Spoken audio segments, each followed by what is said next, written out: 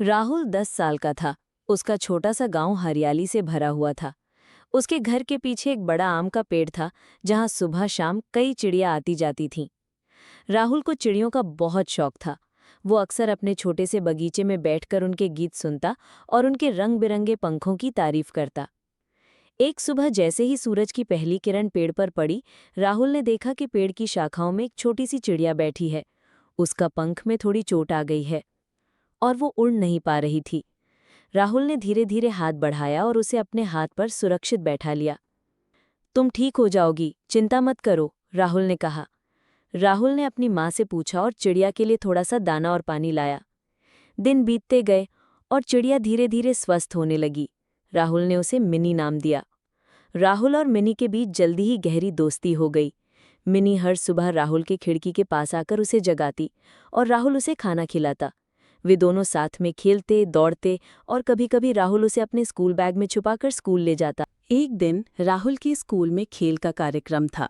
राहुल बहुत उत्साहित था, लेकिन उसे डर था कि उसे खेल में अच्छा नहीं लगेगा। मिन्नी ने जैसे ही राहुल की चिंता देखी, उसने छोटे छोटे पंख फड़फड़ाए और उसे एक तरह का साहस दिया। खेल के दौरान राहुल ने खुद को पूरी ताकत से खेलने का हौसला पाया और जीत भी हासिल की। समय बीतता गया। हर मौसम में राहुल और मिन्नी की दोस्ती और मजबूत होती गई। बरसात में जब पानी की बूंदें गिरती, मिन्नी राहुल की छतरी के नीचे बैठ जाती।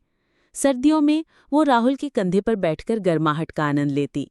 राहुल ने अपने सभी दुख सुख में मिन्नी को अपना साथी बना लिया। एक दिन गांव में एक बड़ा तूफान आया। पेड़ों की शाखाएं टूट रही थीं और बारिश की तेज बूंदें चारों तरफ फैल रही थीं। मिन्नी डर से कांप रही थी।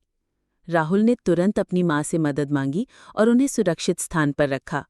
वो खुद भी भीगते हुए मिन्नी को अपने हाथों में लिया और धीरे धीरे घर की छत तक ले गया। वहां उन्होंने मिन्नी को गर्म तौलिए में लपेटा। इस घटना के बाद मिन्नी और राहुल के बीच का बंधन और भी मजबूत हो गया। राहुल ने देखा कि मिन्नी केवल एक पालतू या खेल साथी नहीं है, वो उसकी सलाहकार, साथी और कभी-कभी उसका गुरु भी बन गई। मिन्नी के साथ समय बिताने से राहुल ने धैर्य, करुणा और जिम्मेदारी जैसे गुण सीखे। समय के साथ राहुल बड़ा होने लगा। अब वो 12 साल का हो गया था। मिन्नी अब भी उसी पेड़ पर बैठती, लेकिन उड़ान भरने की उसकी आदत बढ़ गई थी। कभी-कभी वो दूर गांव के खेतों और जंगलों में उड़ जाती, लेकिन हमेशा शाम को वापस लौट आती। राहुल ने महसूस किया कि दोस्ती का मतलब केवल साथ रहना नहीं है, बल्कि एक दूसरे की आज़ादी और सुरक्षा का ध्यान रखना भी है। एक दिन राहुल ने देखा कि मिन्नी किसी बच्चे के साथ खेल रही है।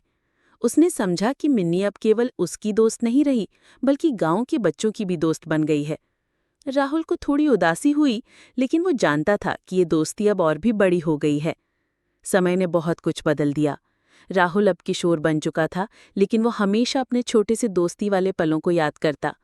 मिनी कभी कभी उसके कमरे की खिड़की पर आती और वो उसे देखकर मुस्कुराता। वो जानता था कि असली दोस्ती उम्र, दूरी या समय से नहीं बदलती। एक बार राहुल ने मिनी को आकाश में उड़ते हुए देखा। उसने महसूस किया कि सच्ची दोस्ती केवल पास रहने में नहीं, बल्कि दिल से जुड़ने में है। राहुल ने आकाश में हाथ उठाया और कहा, धन्यवाद मिन्नी, तुमने मुझे सच्ची दोस्ती का मतलब सिखाया। मिन्नी ने उसकी ओर देखा और एक हल्की सी चहचहाहट के साथ उड़ गई। राहुल मुस्कुराया और जान गया कि वो हमेशा उसकी दोस्त रहेगी, चाहे कितने भी साल बीत जाएं। और इस तरह राहुल और मिन्नी की दोस्ती एक प्रेरणा बन गई। गांव के बच्चे भी उनकी कहानी सुनकर सीखने लगे कि सच्ची दोस्ती में विश्वास, प्यार और जिम्मेदारी कितनी महत्वपूर्ण होती है।